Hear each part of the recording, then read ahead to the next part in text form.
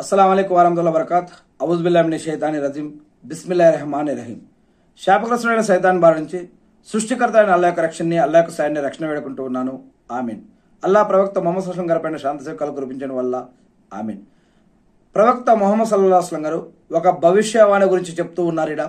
ఇప్పుడు మనం తెలియజేసుకునేటటువంటి ఒక హదీస్లో ప్రళయ దినం, తీర్పు దినం, జడ్జిమెంట్ డే ఖచ్చితంగా ఉంది అని, మనం బ్రతికి ఉన్నప్పుడు చేసిన మంచి చెడు, పాపం పుణ్యం, హరాం హలాల్ అనే జీవితం ఆధారంగా దేవుడు స్వర్గం మరియు నరకం అనేది ఇచ్చేటటువంటి ఒక రోజు ఖచ్చితంగా వస్తుంది అని, దానికంటే ముందు ఇప్పుడు ఎటు నుంచి అయితే సూర్యుడు ఉదయిస్తున్నాడో దానికి ఆపోజిట్ డైరెక్షన్లో ఒకానొక రోజు సూర్యుడు ఉదయించడం స్టార్ట్ అవుతుంది అని, ఇప్పుడు సూర్యుడు ఇటు నుంచి ఉదయిస్తున్నాడు కదా, ఒకరోజు ఆపోజిట్ డైరెక్షన్లో ఉదయించడం ప్రారంభమవుతుందని, ఇక ఆపోజిట్ డైరెక్షన్లో ఏ రోజైతే ఉదయించడం ప్రారంభిస్తారో ఇక అప్పుడు మనం ధర్మాన్ని అంగీకరించడం కానీ, ఇబాదతుల విషయంలో కానీ, ఇంకా వేరే పశ్చాత్తాప విషయంలో కానీ ఇంకెటువంటి ప్రయోజనం ఉండదు అని ప్రవక్త ముహమ్మద్ సల్లల్లాహు అలైహి వసల్లం గారు తెలియజేస్తూ ఉన్నారు అని హజరత్ అబూ మూసా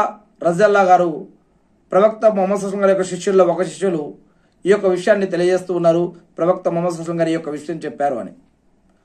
పగలు తప్పు చేసేవాడు పశ్చాత్తాపం చెందితే అతని యొక్క పశ్చాత్తాపాన్ని అంగీకరించడం కోసం దేవుడు రాత్రి తన చేయని చాస్తాడు అని, రాత్రి తప్పు జరిగిపోతే అతని యొక్క పశ్చాత్తాపం చెందుతాడేమోనని దేవుడు పగలు అతని కోసం చేయి చాస్తాడు అని, ఈ యొక్క పరంపర సూర్యుడు పశ్చిమ నుండి ఉదయించే వరకు అంటే ప్రళయం వరకు కొనసాగుతూనే ఉంటుంది అని ఇక్కడ ప్రవక్త ముహమ్మద్ సల్లల్లాహు అలైహి వసల్లం గారు చెప్పినటువంటి విషయాన్ని సహీ ముస్లిం అనే హదీస్ గ్రంథంలో పశ్చాత్తాప ప్రకరణ అధ్యాయంలో ఈ యొక్క విషయం చెప్పడం జరుగుతూ ఉంది.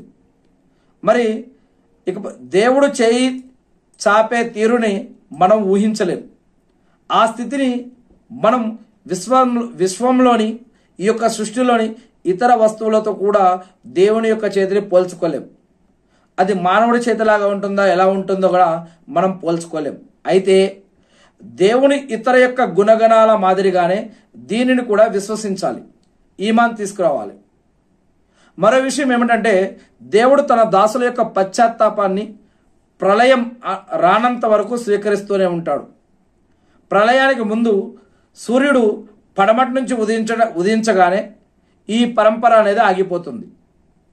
ఇక ఆ తర్వాత విశ్వసించిన పశ్చాత్తాప పడిన ప్రయోజనం అనేది ఉండదు. కనుక పాపాలపై పశ్చాత్తాప పడటంలో